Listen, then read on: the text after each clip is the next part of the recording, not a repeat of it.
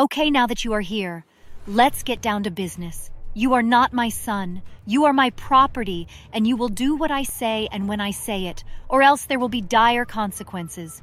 To illustrate her point, she grabbed a leather belt and slammed it hard onto a table. The snapping sound reverberated in my head and nearly made me pee in my pants from fear. I somehow just knew that if I disobeyed, that she would use that belt on me. You are still little, but you will work hard, and I will give you food and a roof over your head. Do you understand me? Yes, Mama, I do. I am not your mother. To give birth to someone as filthy and inferior as you would disgrace me. I would sooner take my own life before giving birth to someone that wasn't white. Never say that word again. If you must address me, then call me ma'am or master. Is that understood? Yes. Master, I'm sorry. Good. Now I am going to show you how to do the dishes and wash the floors. I expect you to do them every day from now on. Is that understood? Yes, ma'am. Karen then proceeded to show me how to mop and sweep the floor, as well as how to wash all the dishes by hand. It was hard putting them away since I was so short. Hi there. My name is Carl, and I know that many people have rough childhoods, but I think mine was especially harsh. I say that because, well, let's just say that I ended up getting revenge. You might think that I went a bit overboard, but that's something you will have to decide for yourself. Let me start off by saying that I was born to very young parents. Neither my mother nor father knew what to do with me since they were essentially just kids themselves. Since they couldn't afford to care for me, they gave me up for adoption. Of course, this happened when I was just a baby, and I didn't realize what was going on, but I found this out later. More on that in a bit, though. I was in the adoption system for quite a few years, sadly. It was really lonely, but eventually, at the age of 7, I was adopted by Karen. The adoption agency was confused why a single white woman would want to adopt a black boy, but Karen convinced them that she merely wanted to give me a good home and to love me unconditionally. That, of course, was a complete lie, as I found out when I got to my new home. Okay, now that you are here, let's get down to business. You are not my son. You are my property, and you will do what I say and when I say it, or else there will be dire consequences. To illustrate her point, she grabbed a leather belt and slammed it hard onto a table. The snapping sound reverberated in my head and nearly made me pee in my pants from fear. I somehow just knew that if I disobeyed, that she would use that belt on me. You are still little, but you will work hard, and I will give you food and a roof over your head. Do you understand me? Yes, Mama, I do. I am not your mother. To give birth to someone as filthy and inferior as you would disgrace me.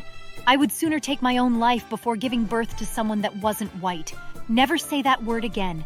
If you must address me, then call me ma'am or master. Is that understood? Yes. Master, I'm sorry. Good. Now I am going to show you how to do the dishes and wash the floors. I expect you to do them every day from now on. Is that understood? Yes, ma'am. Karen then proceeded to show me how to mop and sweep the floor, as well as how to wash all the dishes by hand. It was hard putting them away since I was so short, but she showed me how to use a stepladder in order to get to the top shelves. Over the next few weeks, she also showed me how to do other chores around the house, and the older I got, the more I was expected to do. Even when I was sick, that was no excuse for me to not do my various duties. And I learned very quickly that Karen had little patience for the word no. When I was 10, I had a very bad fever and had almost no energy, but Karen wouldn't hear of it. Why aren't your chores done by now? I'm sorry, ma'am, but this fever is sapping all of my strength. I need to lie down. The hell you will. You better get to work right this second or you'll be punished. I am sorry, but I can barely keep my head up. I think I'm really sick. No sooner had the words left my mouth than the belt came out. Karen was ruthless. She struck me several times with the belt before finally stopping and threatening me with it. There. Now do you want more or will you get back to work? All I could do was nod and try my best to do as I was told. Not only was I sick, but now I was also in a great deal of pain. When she finally walked away, I quickly went to the bathroom and cleaned myself up before getting back to work. Sadly, things like that continued for years. The only saving grace was that I was allowed to go to school, as it would raise far too many red flags for her if I didn't. She would have homeschooled me, but she refused to waste her time teaching me anything other than how to do chores. As I got older, Karen began to worry that I might leave once I was 18.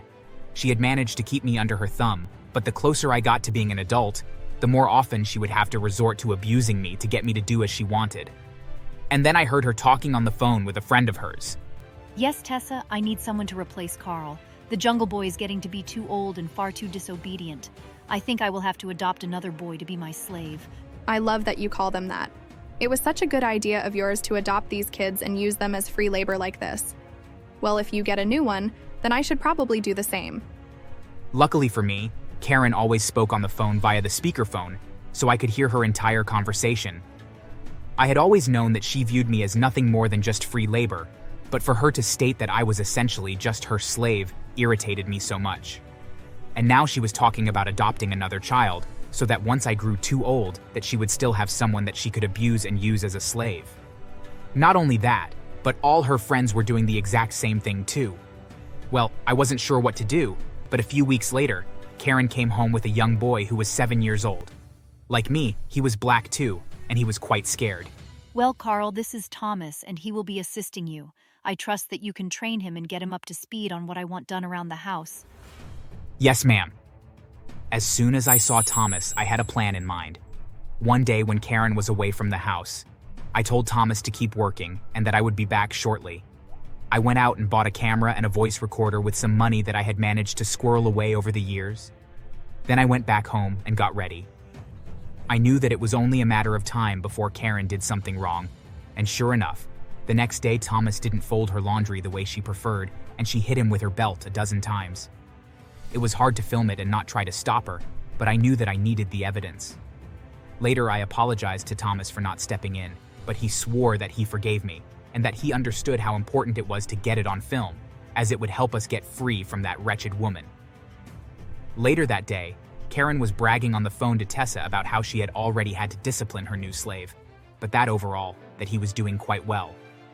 Tessa responded that her new slave was also doing well, and that she couldn't be happier with things. I was recording her on phone.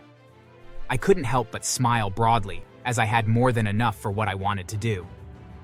The next time that Karen was out of the house, I went to the library and anonymously posted the videos and recordings I had made onto various social media sites. I hoped that people would see them and take action on our behalf, but boy, was I underestimating the backlash. The very next day, Karen was assaulted while walking through the neighborhood. Somebody walking down the street ran up to her and knocked her unconscious. People even threw bricks through the windows of her car. I couldn't believe how quickly things were happening. But then Karen came home early from work. I don't know what's going on, but I was just fired from work because one of you shits posted a bunch of things online about the way I discipline you. So, I am going to hit you both with my belt until the one that is responsible confesses.